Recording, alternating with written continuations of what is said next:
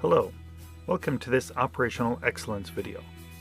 Today we will be learning about takt time, cycle time, and lead time. We will examine the three different times and explain how they are related and how they differ.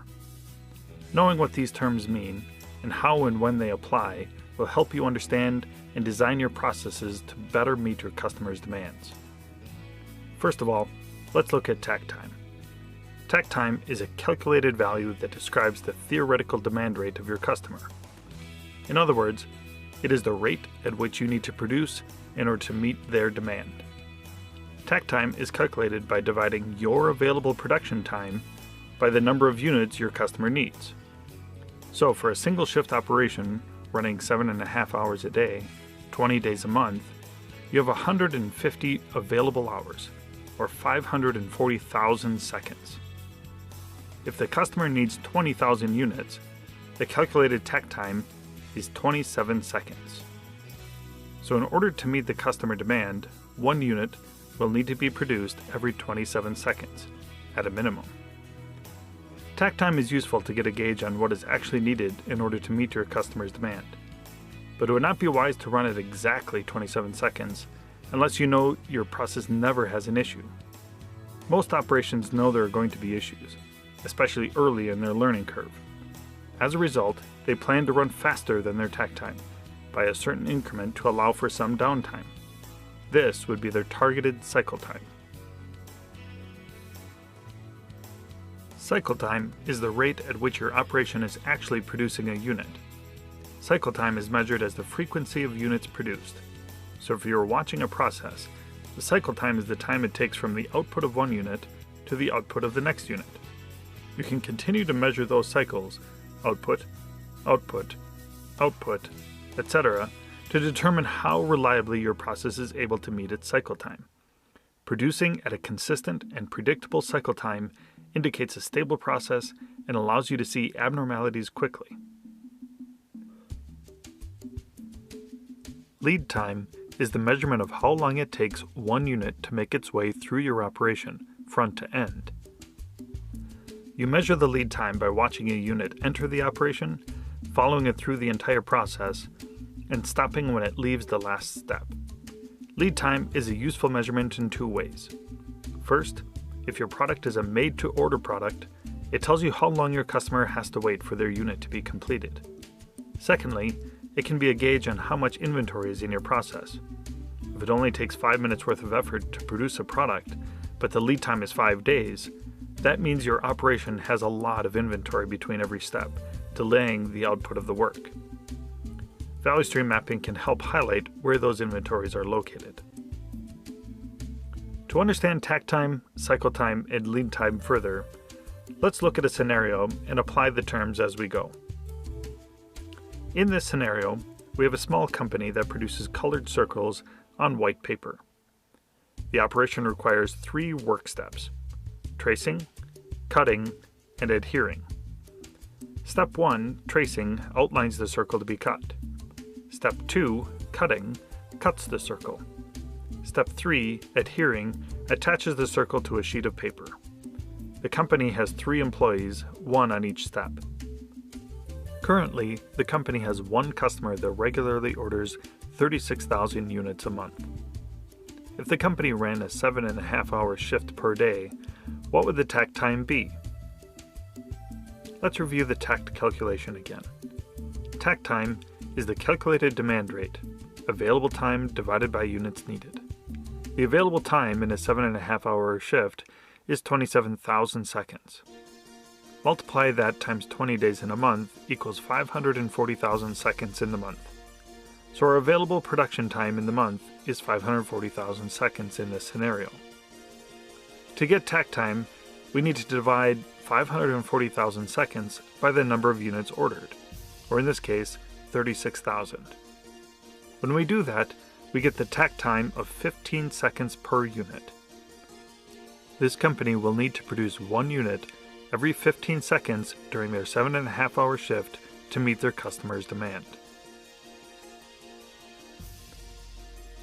Now let's watch the process to see how we do.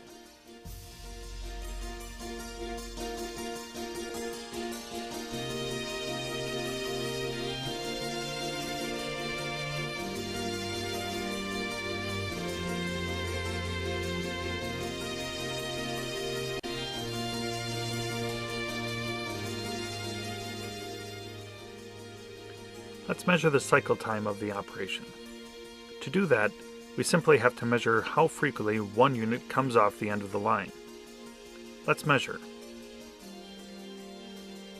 Output.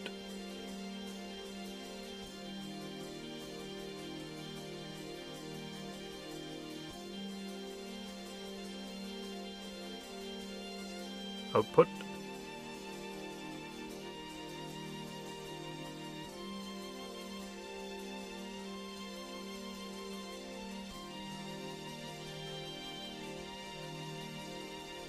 Output.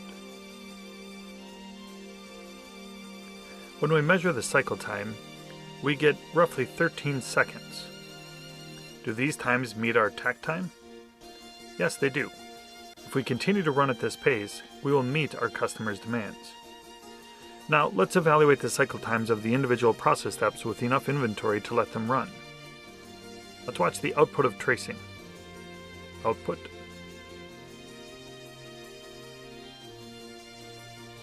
Output.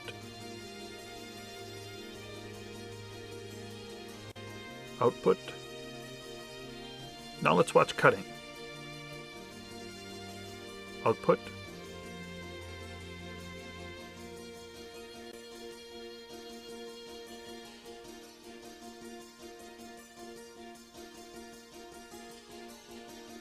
Output.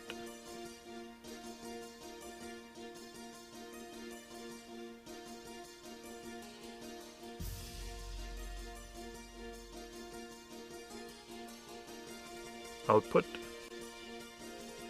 And lastly, adhering. Output. Output.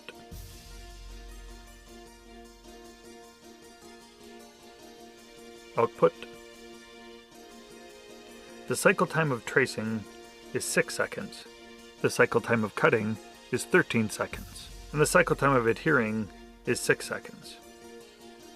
After examining the individual times, it is clear that the output of cutting is far slower than the other two steps.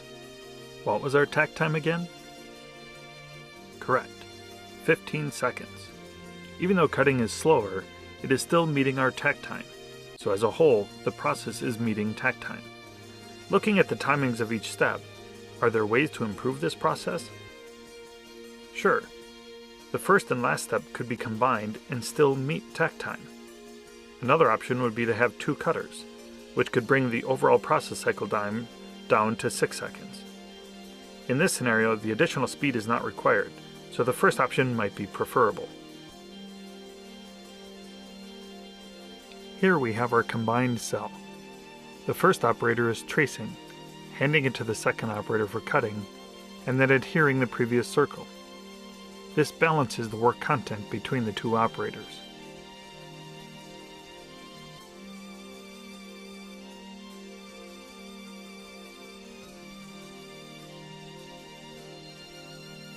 Now let's change the scenario a little bit. Because the company improved the process and reduced its cost, another customer has decided to order some units. This customer requires 36,000 units a month as well, but will need their units completed in 30 seconds to serve their customers. So from the time they put in an order, they need to receive that unit within 30 seconds.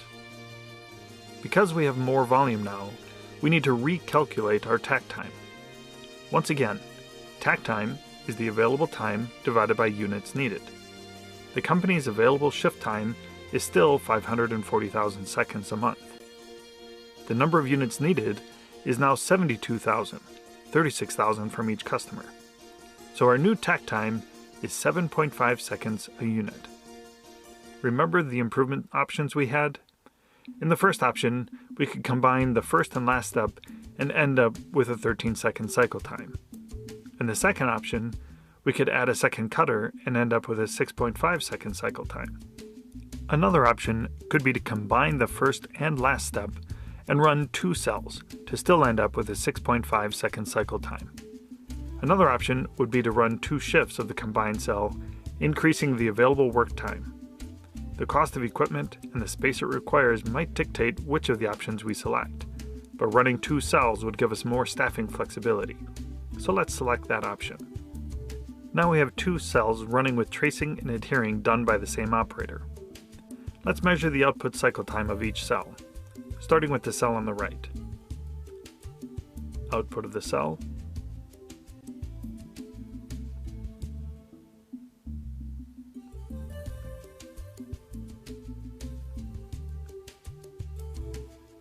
output of the cell,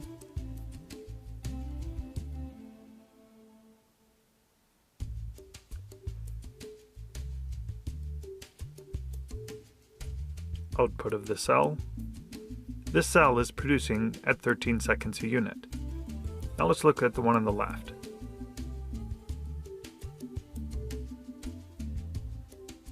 Output of the cell,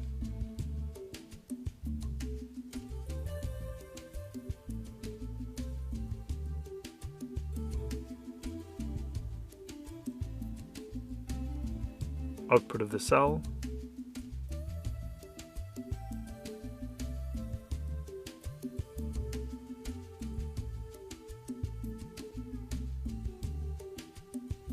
output of the cell. This cell is producing at 13 seconds as well.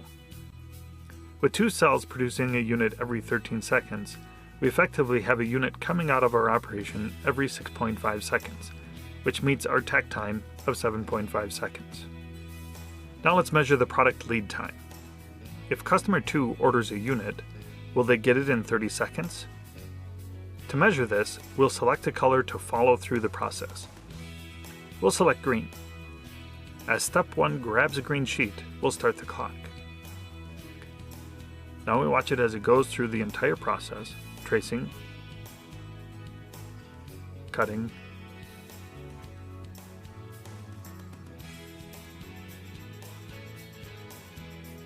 adhering.